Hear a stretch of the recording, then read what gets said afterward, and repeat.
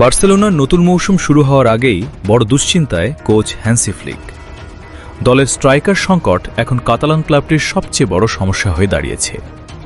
Robert লেভানডফস্কির বিকল্প হিসেবে একজন নির্ভরযোগ্য নাম্বার 9 চাইলেও এখনও কাউকে দলে ভেড়াতে পারেনি বার্সা, আর সেই কারণেই বাড়ছে উদ্বেগ। সবচেয়ে বড় লক্ষ্য জুলিয়ান আলভারেজকে ঘিরে। আর্জেন্টাইন এই তারকাকে দলে আনতে বার্সেলোনা আগ্রহী হলেও অ্যাটলেটিকো মাদ্রিদের কঠোর অবস্থানের কারণে আলোচনায় উল্লেখযোগ্য অগ্রগতি হয়নি। ক্লাবটির পক্ষ থেকে স্পষ্ট বার্তা এসেছে, আলভারেজ সহজে ছাড়ার কোনো পরিকল্পনা তাদের নেই, ফলে ডিলটি এখন অনিশ্চয়তার মুখে। একাধিক প্রতিবেদনে বলা হচ্ছে, আলোচনা চললেও চুক্তি সম্পন্ন হতে সময় লাগতে পারে।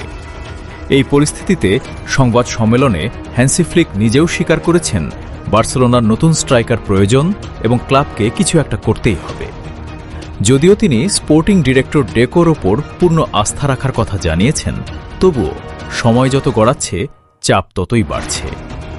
এদিকে নতুন করে শঙ্কা তৈরি হয়েছে ফেরান তোরেসকে নিয়েও। স্প্যানিশ এই ফরওয়ার্ডের ভবিষ্যৎ এখনও অনিশ্চিত, আর ইউরোপের বেশ কয়েকটি ক্লাব তাকে দলে ভেড়াতে আগ্রহী। বিশেষ করে পিএসজি তার পরিস্থিতি নিবিড়ভাবে পর্যবেক্ষণ করছে বলে জানা গেছে।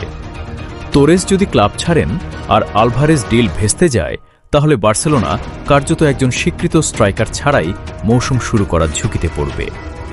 সব মিলিয়ে স্ট্রাইকার শূন্যতায় চিন্তিত ফ্লিক, আলভারেজ ডিলে বাড়ছে শঙ্কা, আর ক্লাব ছাড়তে পারেন ফেরান তোরেস। বার্সেলোনার ট্রান্সফার নাটক এখন নতুন মোড়ে।